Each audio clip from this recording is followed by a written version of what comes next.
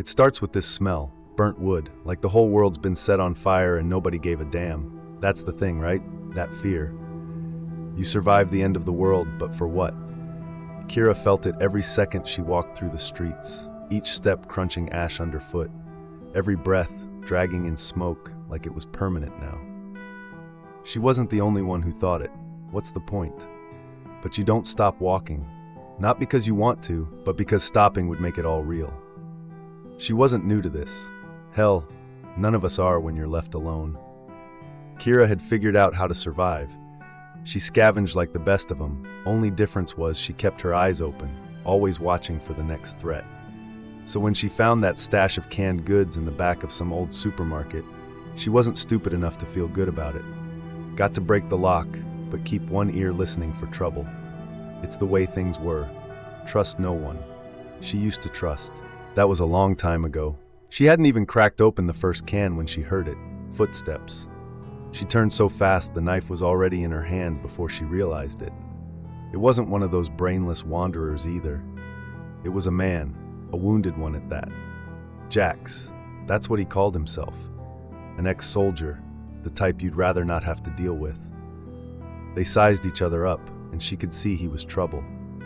She let him join her though, because even trouble's better than being alone out here. But she didn't trust him, not one bit, and she made sure he knew it. They found an old warehouse to set up camp. The place was dead quiet, but there was that thick tension in the air, the kind that says both of you might just turn on each other if things got bad. They didn't talk much. They didn't need to. There was an understanding, survival. That's all that mattered. That night, though, the nightmares came. It was always the same, her family, their screams, the fire. She woke up gasping, eyes darting around, half expecting the flames to be real this time. But what she saw was worse. Jax, just sitting there on the other side of the fire, watching her. His eyes looked empty, haunted by something too, but he didn't say a word. He never did. Days later, they found it.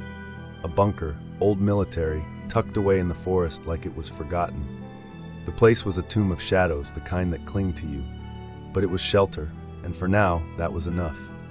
Kira didn't trust the place. But where else were they going to go? Things went sideways real quick when they ran into Mara. The woman had this aura, like the flames followed her around, protecting her.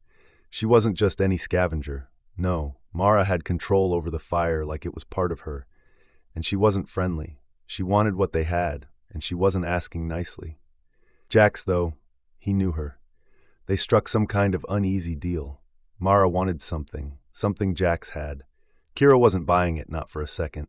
She saw the way Mara looked at him, the hate burning behind her eyes, like she was just waiting for the right moment. Jax eventually spilled it. He had been part of the unit responsible for unleashing experimental weapons, the weapons that pretty much ended the world. Kira wanted to walk away right there. How could she even look at him after that? But walking away meant death. She needed him. She hated it, but she needed him. Then Mara shared her own pain. Her village wiped out by Jax's unit. The fire that now circled her, the same one that destroyed her home, was all thanks to the experiments they'd run. Kira felt torn. She understood Mara's rage, but she also knew survival meant she needed them both. The world didn't care about right or wrong anymore. Tensions rose between Mara and Jax, though.